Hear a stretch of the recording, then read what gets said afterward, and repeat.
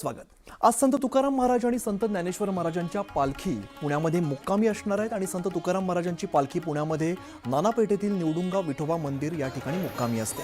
या पार्श्वभूमीवरती निवडुंगा विठोबा मंदिरात महापालिका प्रशासनाने पोलीस प्रशासनाकडून जय्यत तयारी करण्यात आली आहे। 2 दिवस पालखी पुण्यामध्ये मुक्कामी असल्यामुळे भाविकांची दर्शनासाठी मोठी गर्दी या ठिकाणी होत असते आणि या पार्श्वभूमीवरच सुरक्षा दर्शनाला याची सोय महापालिकेकडून केली जाते आणि गेले काही दिवसापासून पुणे शहराच्या आजूबाजूच्या परिसरात मोठ्या प्रमाणात पाऊस पडल्यामुळे पूरस्थिती निर्माण झाली आहे।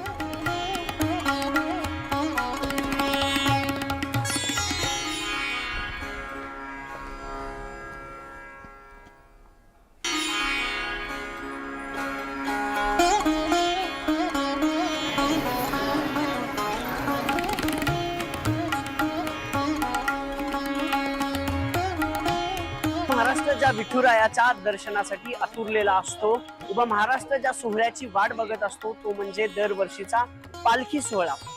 काल संत ज्ञानेश्वर माऊली महाराजांची पालखी आळंदीतून पंढरपूरकडे प्रस्थान केली। त्याआधी संत तुकारामांच्या पालखीने तुकोबारायांच्या पालखीने पंढरपूरकडे प्रस्थान केलं आणि आज दोन्ही पालख्या दुपारनंतर पुण्यनगरीत दाखल होतात।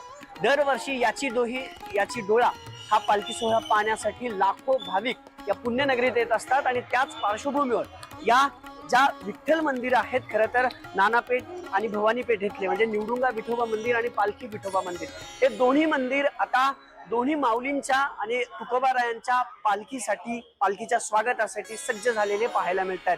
2 दिवस पालखी मुक्काम जो असतो तो पुण्यात असतो। या निवडुंगा विठोबा मंदिरात जगद्गुरु संत तुकाराम महाराजांची पालखी 2 दिवस मुक्कामी असते। या 2 दिवसात हजारो भाविक तुकोबारायांच्या पादुकाचं पालखीचं दर्शन घेण्यासाठी याच निवडुंगा विठोबा मंदिरात येतात आणि आता सगळी तयारी पूर्ण झालेली आहे। दुपारी पालख्या दोन्ही ज्ञानेश्वर माऊली महाराजांची आणि तुकोबारायांची पालखी या पुण्यनगरीत दाखल होईल। पोलिसांचा देखील शहरभरात चोख बंदोबस्त आहे। 7,000पेक्षा अधिक पोलीस अधिकारी आणि कर्मचारी आज दिवसभर, उद्या आणि परवा असे 3 दिवस या शहरात तैनात असणार आहेत।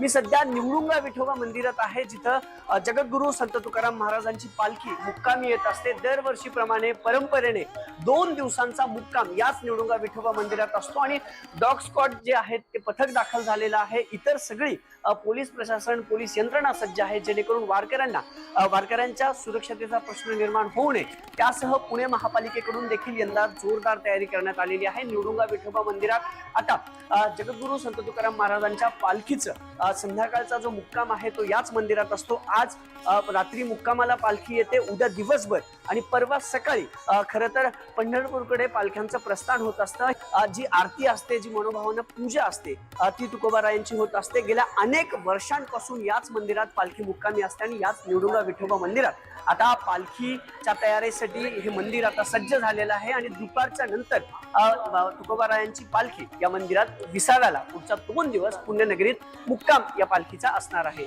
अभिजित पोटे, न्यूज 18 मराठी, पुणे।